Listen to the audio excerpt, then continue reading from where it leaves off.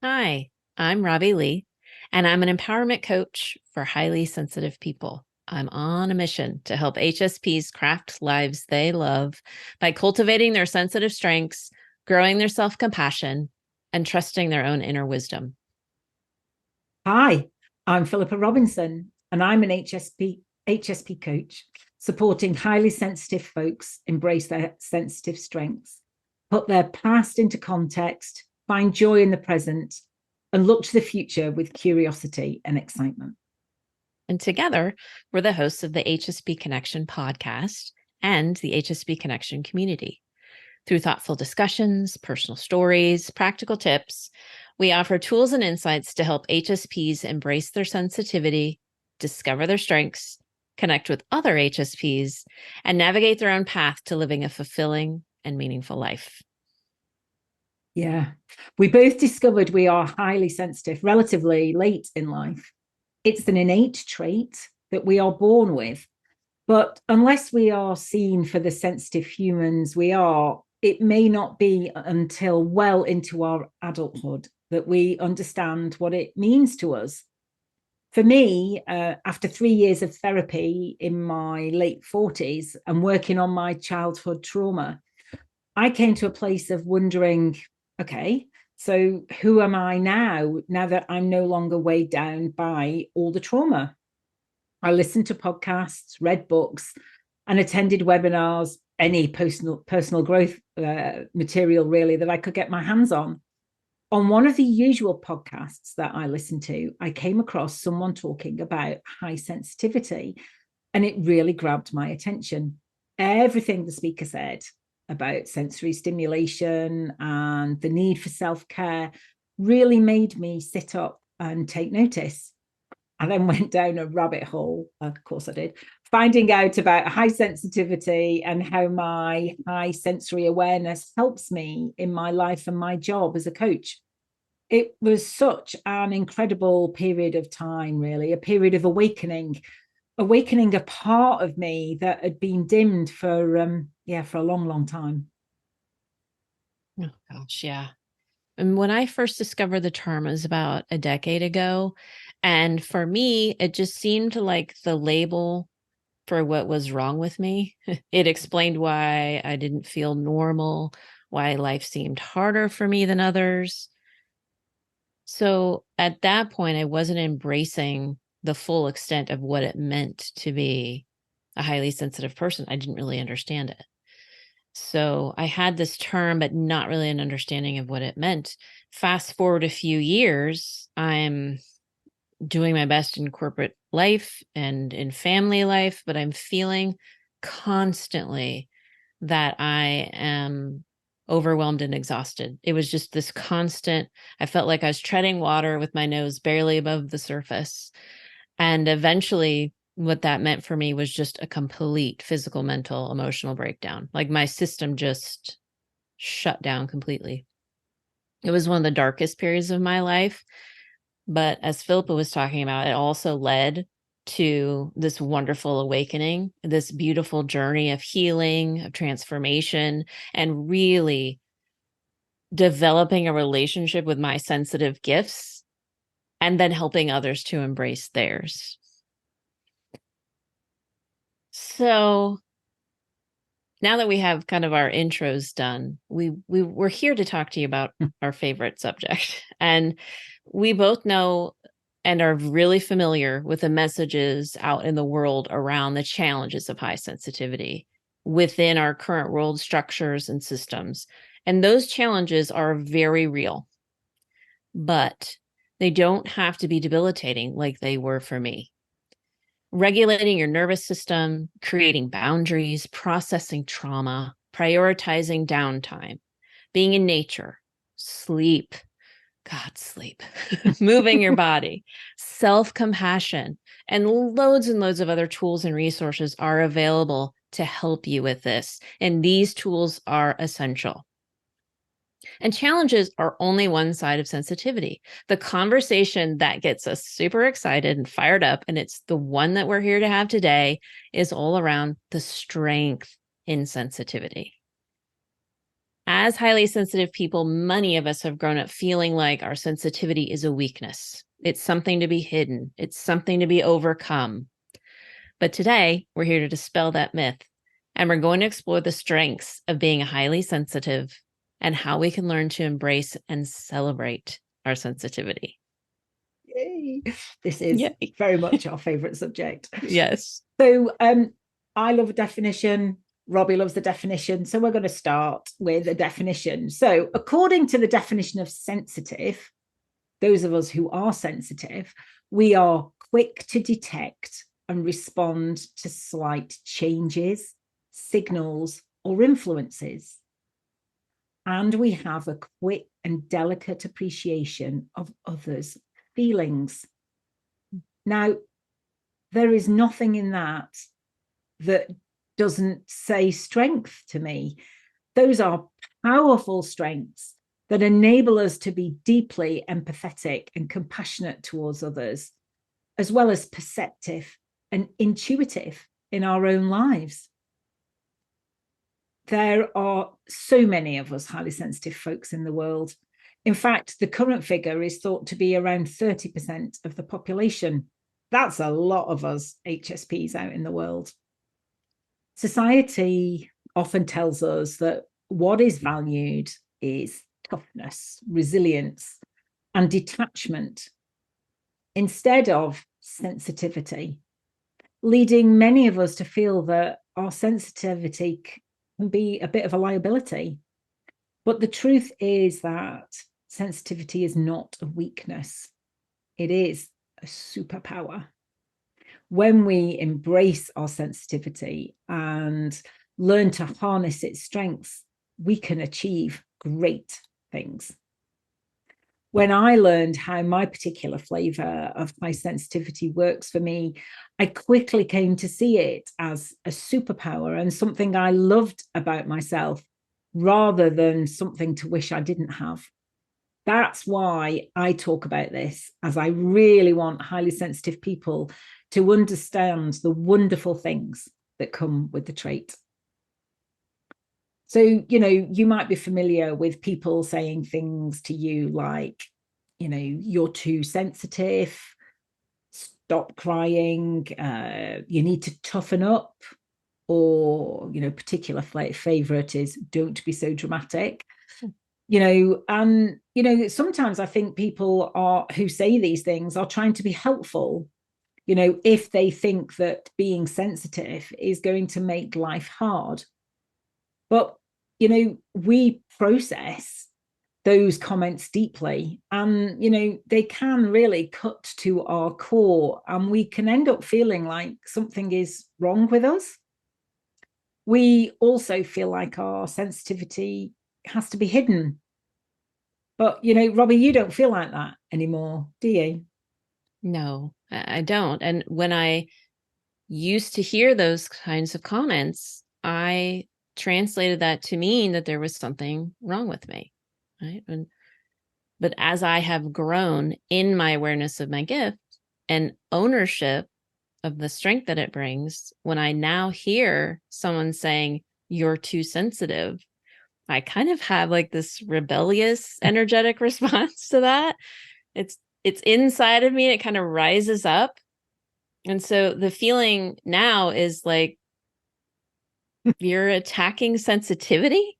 Like, I mean, you're welcome that I'm sensitive. You need me to be sensitive. You need more sensitivity in the world. I mean, look around at the world. We could use more sensitive people rising up. My spouse calls that my mama bear side, because if I feel like people are being mistreated, if I feel there's inequity, if there's unfairness or mistreatment, something just rises up in me and I say, that's not okay. This is not right. And that's not a weakness. To care for people is not a weakness. To see how things affect other people is not a weakness. To want to make change for the better is not a weakness. To look for win-wins, that's not a weakness. They're so not weaknesses, are they?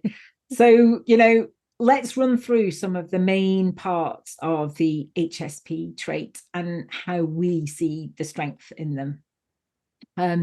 First of all, big one. They're all big, actually. So they're in no particular order of sort of size. But, let's start with intuition.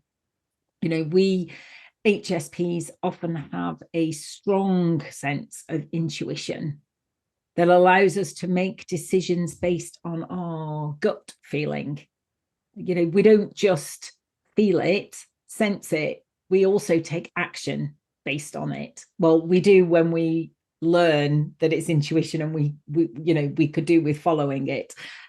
We all know of being in situations where we don't necessarily follow what our gut is telling us, but when we learn that it's our intuition, it's important, and it's giving us messages to follow, then that becomes a really it's a really great barometer, maybe, to call it that, to help us navigate. Oh gosh, I'm going off on sort of navigation type that metaphors here, but when we can trust our intuition and take action on it, that becomes a really wonderful place to be.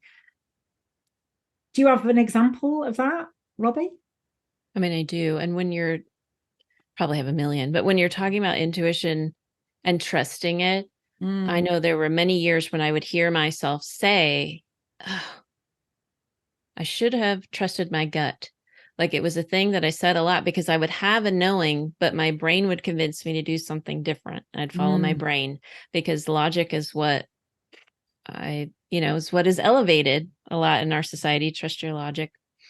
And so I finally started making the decision, like, what if I just trusted my gut? And I have this example of I had already graduated from a coaching program. I started my coaching business, and I ran across a program for highly sensitive people on how to become like a high sensory coach. And I thought, I felt immediately I should go be that, go in there. And I read the description and I thought, I already have a coaching certificate. I'm already coaching. Like, why would I go here? And so I put it off to the side. And then it like wouldn't leave me alone. Like, I kept seeing it everywhere. And I thought, I mean, I had a conversation with the person leading it, and it was just like, oh yeah, everything. I felt like my body was vibrating. It was like, say yes to this. And saying yes to that opened up a whole new world for me of really connecting with my sensitive strengths. That's where I met you.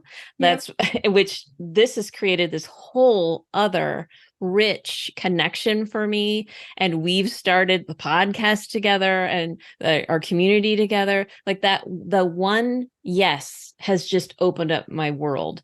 And it went completely against logic and reasoning, but my intuition knew. And it said, do it.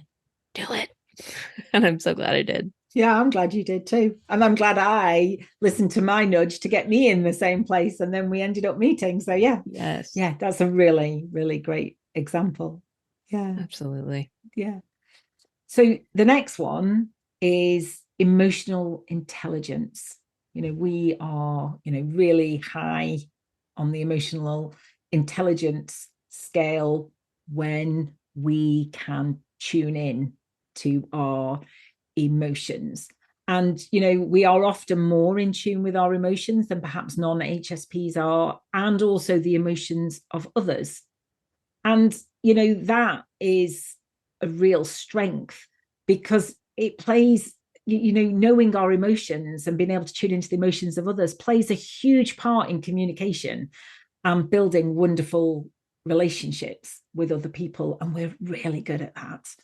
And, and who wouldn't want that? That is part of being an HSP. It really is. And, you've already alluded to, culture tends to lean towards logic and intellect, and feelings can be sort of sidelined as though, don't really listen to those, but they are so important. And they tell us when something feels right or wrong. I mean, absolutely. I can think of so many times when I was in a situation and something just didn't feel right. And, or something, the flip side of that is just like, wow, this is amazing. Like the first time you and I had a conversation, I was just like, oh, I could swim in this energy forever. You know, it was just like, ooh, connection.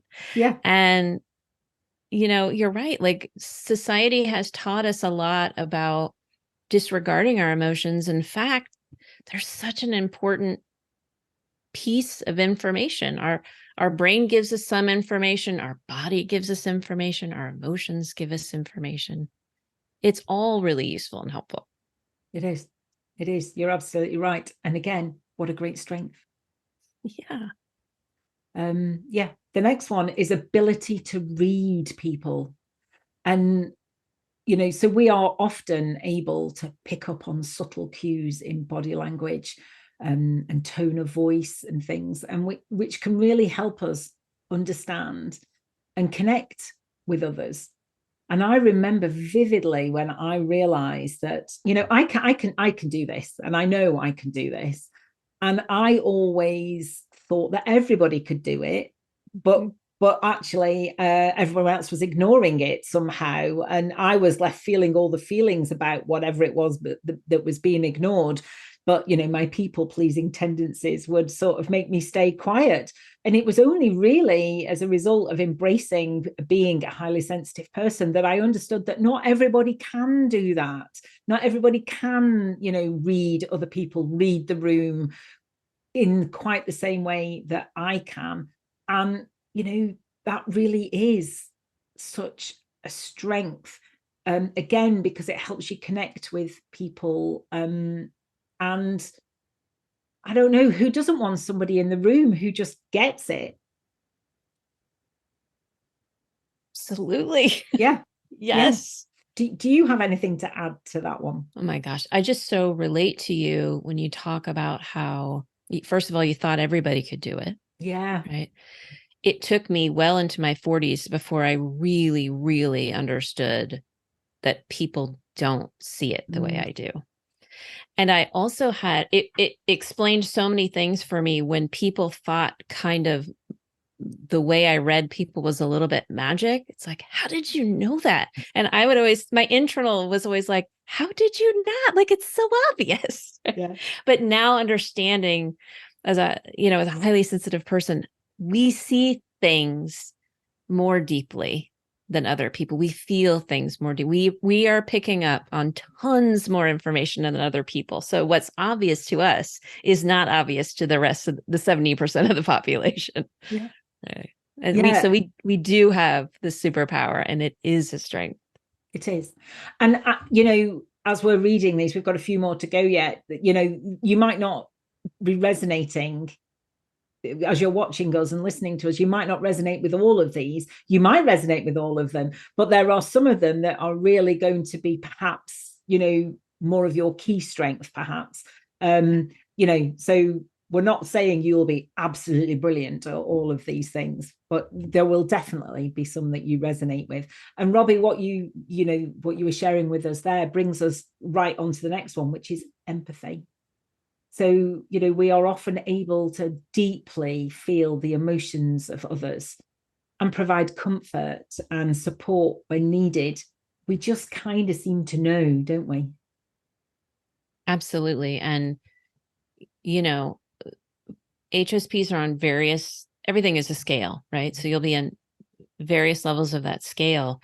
And for me, I am so empathetic that I will be carrying around a feeling and not realize it isn't mine. Like now I have some tools and I understand that. But for years, it'd be like I would walk in a room and I'd be feeling all these feelings like, wow, I'm really angry all of a sudden, or gosh. And it's those weren't mine. Like I was so in tune with just feelings. I could feel what other people are feeling. And when someone is right in front of me, it really activates for me. And it's like I'm very in tune with what's going on with the other person, which can, when we're using it intentionally, can be really helpful for that other person to help them really feel seen and heard and known. And I mean, what a gift. Again, what a gift to give to people. Yeah. And I love that you mentioned there that, most of these things are on a scale, but particularly the empathy. And you are much higher up the empathy scale than I am. Or you're higher up, let's not say much, but you are Yeah. higher up. You feel other people's feelings so much that sometimes it takes time to work out, and you do need your Yeah. tools to work out whether it's yours or theirs. I Yes. don't feel that quite so much. Mm. So we do differ on that one for sure. And it's that empathy, no matter where you are on the scale, empathy is one of the things that helps us with the next strength, which is safe space creation. Mm. We are often really skilled at creating spaces for others to feel safe to share their thoughts and feelings, which is a beautiful gift to have and is a real strength when you are bringing people together. And we experience that quite often, don't we? We do. Yeah. With the community that we created, that we facilitate, the small Yeah. groups that we facilitate, when we're working one-on-one with clients, like Yeah. we get to swim in that a lot. And this is one of those that, again, I didn't realize was the thing I did that was any different than anyone else. Actually, I think the way it occurred to me is I didn't even realize it was a thing. Like, but people were drawn to tell me really deep, intimate things. And often they would say, I've never said that to anybody else. And it took me years of going, I wonder why that happens. I wonder, what am I doing? And and then my spouse saying, you create some kind of force field. I don't know. And I was like, what are you talking about? Like that was how what are you talking about? I'm just listening, you know? Yeah. It took me a long time to really think about, oh, I am listening deeply. I care deeply for the person in front of me. I'm not judging them. Like I am truly connecting with them and creating this space where they can be themselves, which feels like an honor to me. Like that's how I long to connect with people. Yeah. Like deeply, like outside of the masks that we put on to survive the world. It's like, I want to know who you really are. And it's so fun to be in community with HSPs who are also doing that. It's just like, wow. It's wonderful, isn't it? Really Yes. is. Really is. Okay, we need to move on in the interest of time. So one of the other strengths is our quirky and nerdy sense of humor. So yeah, we often have a unique sense of humor that can bring joy and laughter to Yeah. those around us, around them, and we get on really well. And we are both a bit nerdy and a bit quirky, and we really get each other. And that is the beauty of all of these strengths in a way put together. We know we create a safe space together. We know, we are in touch with our emotions. We can be in touch with each other's emotions, and we get to show up in the time that we spend together as ourselves, and we just get to be nerdy and quirky, and we love each other for it. And Yes. that is, it's a real strength to be able to share that for ourselves with others. And that gives permission to other people to do the same thing. 100%. Nailed it. Yeah, thank you. And the next one is heart to heart connection. Mm-hmm. We often have a deep connection with others that goes beyond surface level conversations. Yeah. I know you'll have something to say about this. Well, I mean, it's just I've already, alluded to it a little bit, but this Yeah. is again, like this is where I long to connect to people, and I'm able to, Yeah. as a highly sensitive person, because of how I experience the world, I am able to deeply connect with people. And I think it's one of my favorite gifts, Yeah. honestly. It brings me such joy.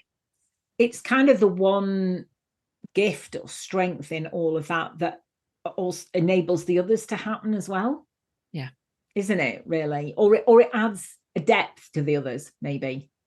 I mean, they're all interconnected. It's hard to They are. say which one But that, yes, they all, like a web, they Yeah, support each other. they Yeah. do. They do. And because the next one is active listening.